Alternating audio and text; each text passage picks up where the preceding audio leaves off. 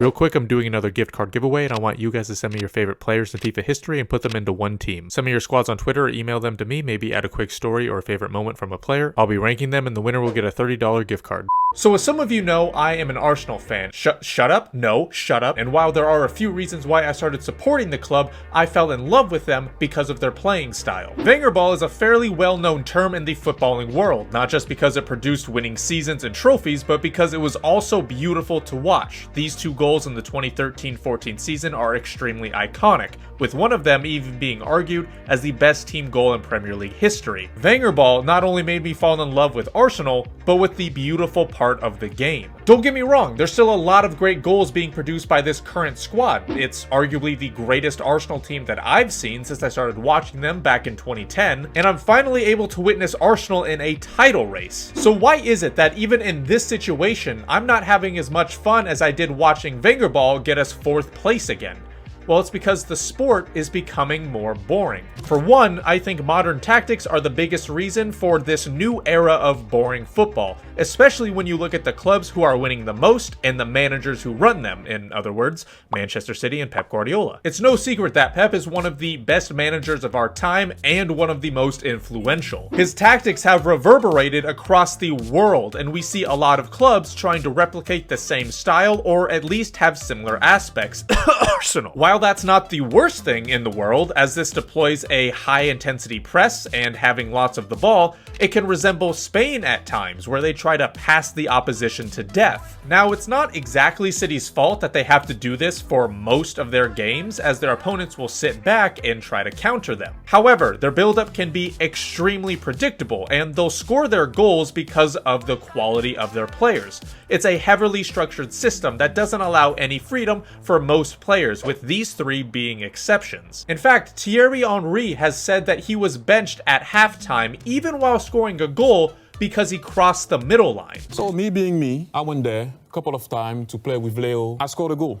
1-0 up against Sporting Lisbon. It took me off. This type of strict positionism is beloved by Guardiola, as he has said that his players have to stay more in position and let the ball run while in possession, and that he doesn't like it when a player says, "I like freedom, I want to play for myself." While I think it's impressive that Pep can essentially build plays for his team in a naturally chaotic game, and that he's developed one of the most effective ways to win, it has come at a very boring price. Wingers are taking on their opponents 1v1 a lot less than just a decade ago. Players have typically less freedom, at least in this play style, and players will rarely shoot from range unless their team is in a desperate situation. Seriously, I want more goddamn bangers. Now, everyone has different styles that they can enjoy, but in my opinion, having this rigid, structured system takes the fun out of the game, which is why I've loved learning about Fernando Diniz and his relationism playstyle. Relationism is the exact opposite of positionism. As we discussed, Pep subscribes to the positionism style of play, which is about structure and defined roles. That means relationism is about breaking free of those roles in order to adhere to the relationism principles. Some of those principles can be seen in positionism, like Toko Imavoy and Tabelas, which are essentially playing 1-2s throughout the pitch. Other principles, however, are exclusive to relationism, like tilting and yo-yos. This involves packing one side of the pitch full of your own players in order to execute those 1-2s more frequently, even if this means wingers will find themselves on the opposite side of the field. A yo-yo, on the other hand, is about maintaining that tilt by forcing the ball to stay on the side with the numerical advantage, even if that means passing into pressure. Think about it this way. We often hear about relationships forming on the pitch between players. One that comes to mind as an Arsenal fan is the Ben White, Odegaard, and Saka connection. They play well together, and they have learned what the others will do in various situations. But this initial relationship was formed specifically because they all played on the right side of the pitch. This relationship was formed from their positions. In relationism, you still see connections form, but in different ways. In this example of Fluminense versus Boca Juniors, we see Keno receive the ball on the right. We see some nice passes, some Toko Imavoys, and a nice goal.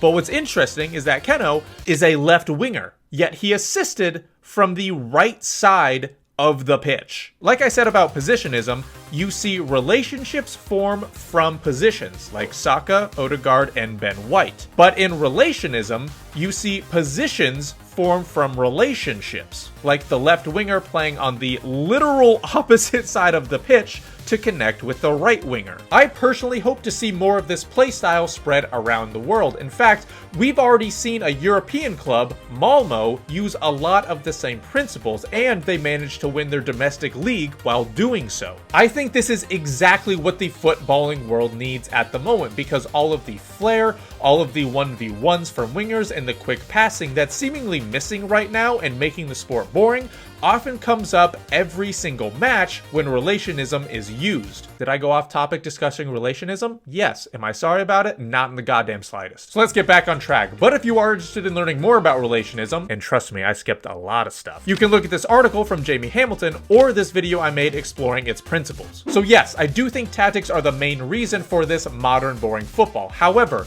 I also think statistics plays a role as well. Now, there are absolutely some good uses for statistics, and I think they play a great role in helping the club from a player development and transfer business standpoint. And honestly, I love it. Okay, I love stats, I love math. Yeah, I'm that guy. Science of art and data, the XG revolution thing. This is just a math book. Even with all my nerdiness and love for this stuff, I also recognize that statistics has potentially made the footballing world more boring. Now, first, you can see how tactics and the use of statistics go hand in hand together. Someone might not take a shot from outside of the box because it's a statistically low chance to score, so the player has been told tactically to look for a pass or recycle possession more often. The same can potentially be said about some wingers not using skills and tricks, or perhaps a midfielder not trying a long-range pass in order to play it safe and stick to the tactics. There may be situations on the pitch where players will be more safe contrary to their actual and true abilities. These statistics have not only made parts of the game more boring,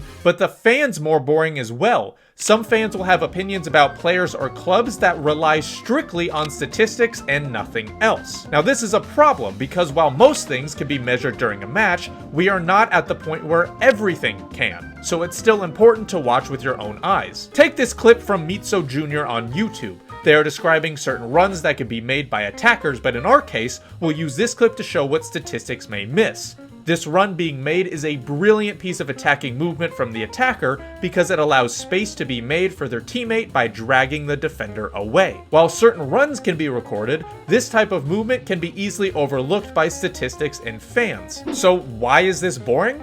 Well, it makes debating a player's ability and performance an absolute chore. Some people may see a striker with 0 goals and 0 assists and think, "Oh, terrible performance, he was awful." When in reality, their movement, run making, and general work rate allowed their teammates to shine and help their team win the match. Again, statistics can play a vital role in determining a player's performance or perhaps a club's future. And of course I'm going to say that, remember, I have a math book. But stats can also be over-relied on and blown out of proportion in terms of importance. Now lastly, even with all of those things in mind, what I want to emphasize is that I think this is just a down period for the sport. Now yes, there are some worrying signs like all the money being involved and some tournament formats changing strictly just to increase revenue, but I also don't want to come off as being blinded by nostalgia. Yes, I think that some of the top clubs' tactics can come off as boring and overly robotic, but those clubs can still produce great moments, while other clubs have completely different philosophies altogether. Yes, some leagues can come off as boring or being a farmers league because the same club wins it every single year,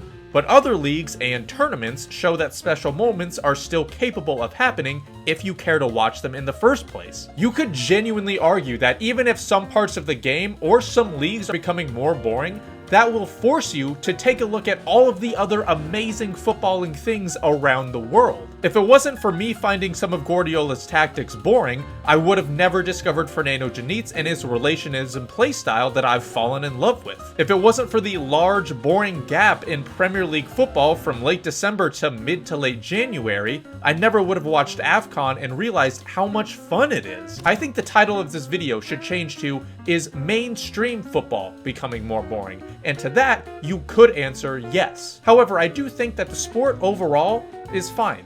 You just have to look in the right spots. Which is why I'll be supporting my great-grandparents' local club from Japan. Oh, okay, alright. Yep, never mind. F me, I guess.